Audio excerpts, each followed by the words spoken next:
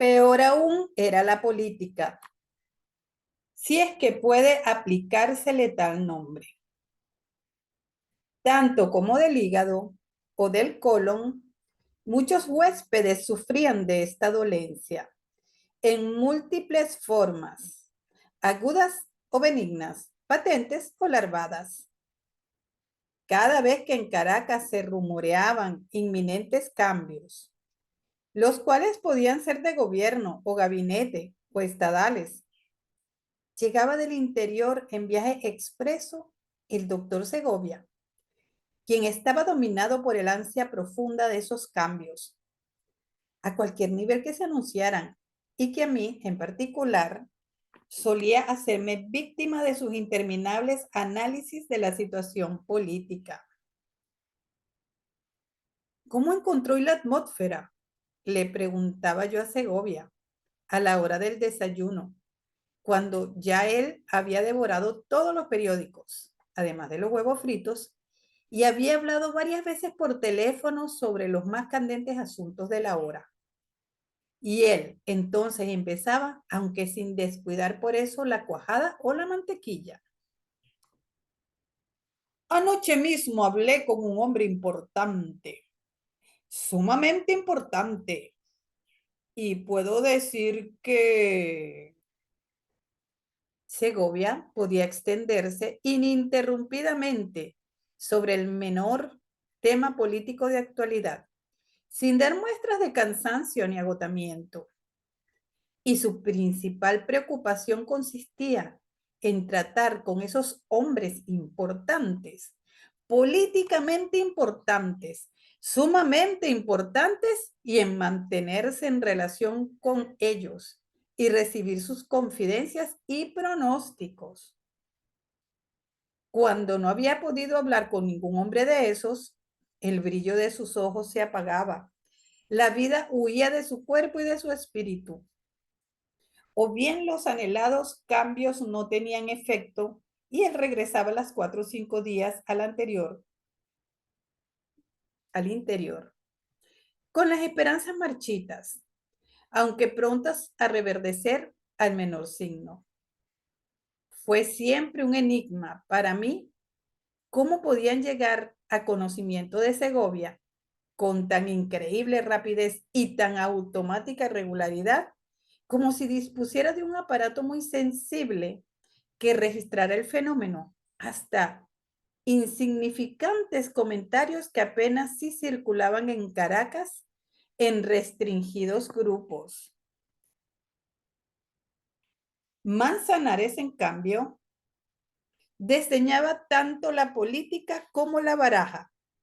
Sus preocupaciones eran de otra índole. En el comedor sentábase a una mesa que se hallaba en un ángulo bastante penumbroso y poco fresco al fondo, donde se suponía que congregaba la patrona a ciertos comensales de solvencia dudosa o por lo menos intermitente. Manzanares se acercaba a mi mesa y me decía, después de haberme pedido prestado un fuerte o dos, entre los Manzanares jóvenes, el único que tiene preocupaciones intelectuales soy yo. Dándole vueltas al fuerte entre sus dedos, continuaba largo rato hablándome de la estrechez mental de los Manzanares, de todos los Manzanares, jóvenes o viejos, y de su manifiesta incapacidad para elevarse desde el plano de las rastreras realidades cotidianas hasta el de las más altas concepciones en las que él navegaba. Uno de los clientes más antiguos y respetados de la casa es el doctor Matías. Doctor, doctor Matías, levántese, que le corten el cambur. Lanza cada mañana Clara Elisa desde la barandilla del segundo piso en dirección a cierta puerta entornada, tras de la cual se ve un tabique. Pero nada viene a indicar si este llamado encuentra alguna respuesta o repercusión dentro del cuarto, que continúa sumido en el silencio y el quietismo más completos. Parece como si el doctor Matías estuviera resuelto a correr todos los riesgos antes que interrumpir su grato sueño a tan tempranas horas como las 9 o 10 de la mañana. Aunque ahora se encuentra refugiado en un oscuro destino burocrático, al abrigo de conflictos y trastornos, el doctor Matías en otra época fue un notable y brillante diputado. Hay todavía en su voz llena y profunda como una tenaz reminiscencia de sus pasados tiempos congresiles. De tarde en tarde, se ven sobre su mesa unos paquetes llegados de su región natal.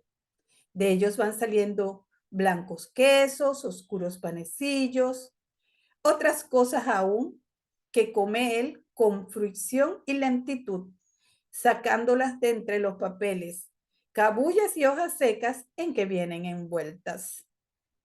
En ocasiones, hace llevar por Pancho el Guaireño a algún vecino de mesa de su predilección, al coronel, al secretario o algún otro de paso por allí, una gruesa rebanada de pan de tunja o toda la morena mitad de una semita.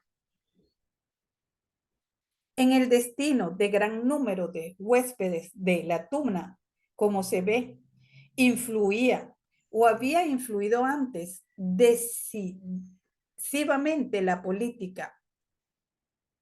En sus idas y venidas, sus vueltas y revueltas, sus altos y sus bajos, sus encumbramientos y naufragios.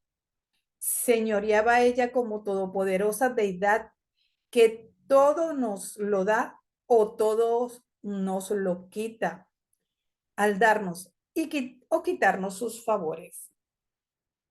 Cuando el tío del bachiller Méndez U subió inesperadamente al poder, el pequeño bachiller surgió también de inmediato al primer plano de la figuración nacional, no obstante que apenas si cursaba segundo año de medicina y nos hablaba de especializarse en pediatría.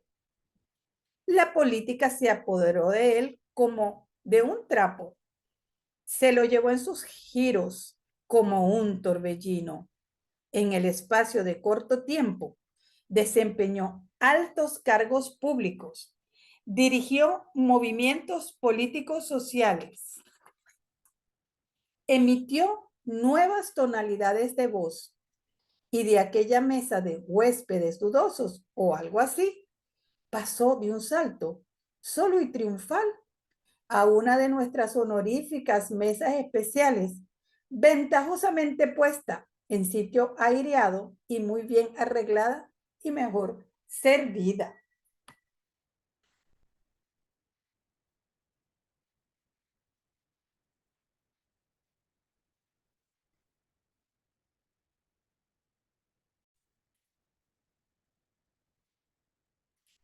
A esta mesa se acercaban ahora don Ernesto o Federico a dar respetuosos buenos días a Méndez U.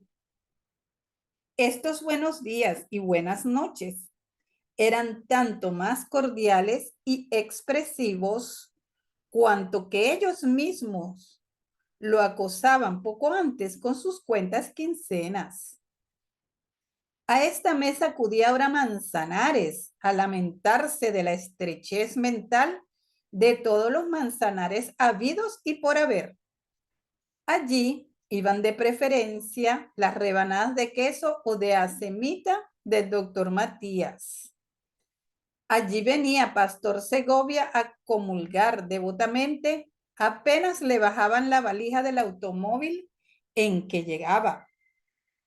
Bajo la avalancha de designaciones, funciones, misiones y comisiones que se precipitaban sobre él, acabó por desaparecer completamente el pequeño bachiller Méndez U. En su lugar se vio surgir un serio señor grave y redondo, que estaba siempre muy rodeado y era muy solicitado, telefoneado y esperado a todas horas, noche y día. Se formaban en torno suyo en el comedor o en el recibo ruidosas e infranqueables ruedas de amigos, admiradores y copartidarios. El escenario de la tuna a la postre se hizo demasiado estrecho y modesto para él, y un día se despidió y fue a instalarse en el alfombrado y luminoso Great Northern Hotel, que por entonces abría sus puertas y encendía sus luces en un sector moderno y un moderno edificio. Don Héctor, por su parte, a quien algunos llamaban también general, desempeñaba cierto cargo público, siempre el mismo, que le había sido conferido, luego retirado, después vuelto a dar y vuelto a retirar por sucesivos gobiernos surgidos de reacciones. Estas alternativas habían acabado por darle a su fisonomía una indefinible expresión entre resignado y sorprendido, entre escéptico y esperanzado.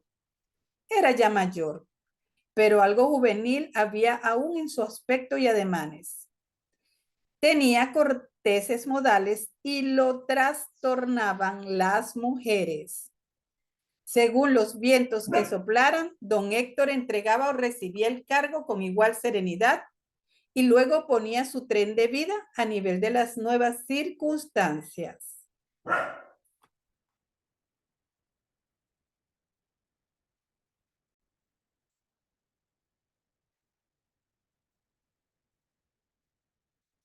Ahora, por cierto, hablo de mis últimos tiempos en la tuna, se encontraba en la etapa de transición entre ambas fases, oscura y luminosa, de su existencia.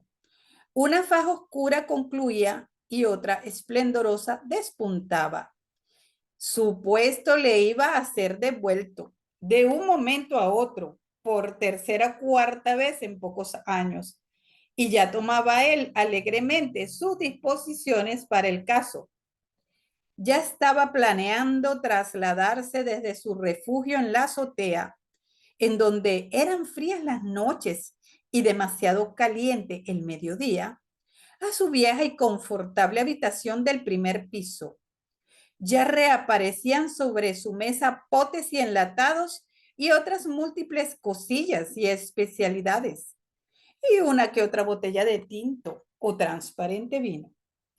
Y entre todo esto iba y venía impaciente la mano de don Héctor, sin olvidar tampoco los copiosos platos del hotel, tomando aquí un bocado, allí un sorbito, más allá una pizca de algo fuerte y bien condimentado.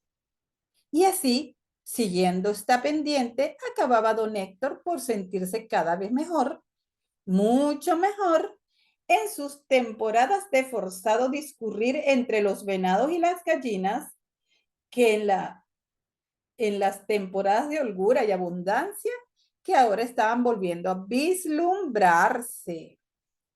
La tensión le subía angustiosamente en estas últimas. Se redondeaban sus facciones y su abdomen.